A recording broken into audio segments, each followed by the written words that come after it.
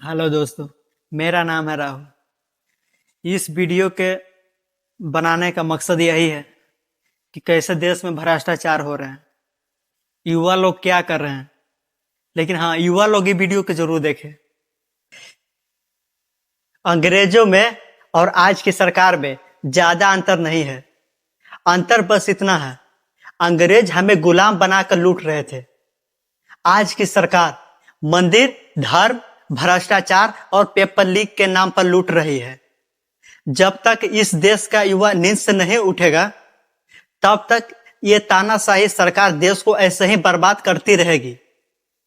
Japan के पास युवा नहीं है, फिर भी वो भविष्य लिख रहा है। जिन युवाओं को काम पर लगाया महाशक्ति बन गया। और भारत, जहां दुनिया के सबसे ज्यादा युवा हैं, इस देश के युवाओं को आईपीएल और धर्म में इस तरह उलझा दिए गए हैं, उन्हें रोजगार से और तरक्की से कोई मतलब नहीं।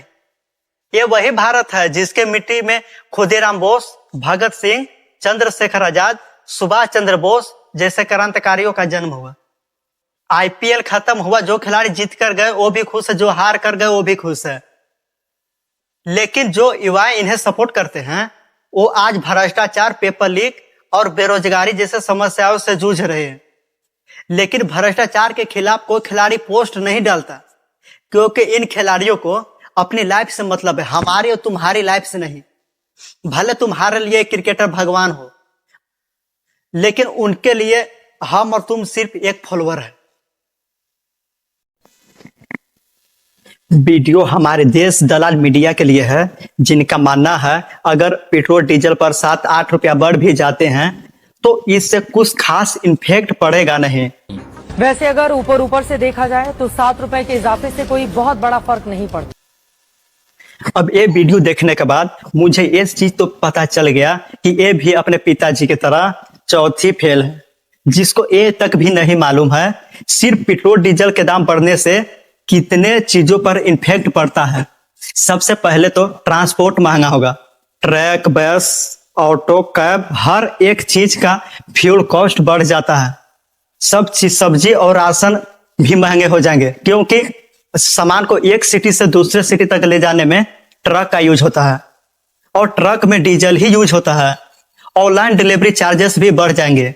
अमेजॉन, फ्लिपकार्ट, स्विगी, जोमेटो, हर एक प्लेटफॉर्म का डिलीवरी चार्ज तुरंत बढ़ जाएगा, क्योंकि डिलीवरी करने में जिन व्हीकल्स का यूज होता है वो फ्यूल पर ही चलते हैं। अब देखो, सबसे ज्यादा बुरा इन्फेक्ट किसान पर भी पड़ेगा।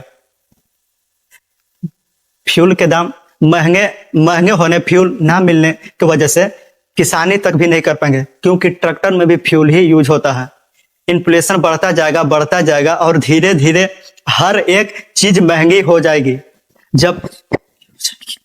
जब तक मोदी जी पीएम नहीं बने थे, तब अगर डीजल, पेट्रोल के दाम 1 रुपए भी बढ़ जाते थे तो वो सीधा आकर खुला मीडिया के सामने बोलते थे कि ये उनकी नाकामी का जीता जागता सबूत है। पेट्रोल के दाम बढ़ा दिए, ये दिल्ली सरकार की शासन चलाने की नाकामयाबी का जीता जागता सबूत है। अभी सिर्फ 11-12 दिन के अंदर 8 रुपए डीजल, पेट्रोल महंगा हुआ है। मोदी जी, आपका नाकामी का जीता जागता सबूत है। और ये लोग हमारे देश के सबसे बड़े कलंक है, जिनको पत्रकारिता करने के साल में 10 से 12 करोड़ रुपया मिलते हैं।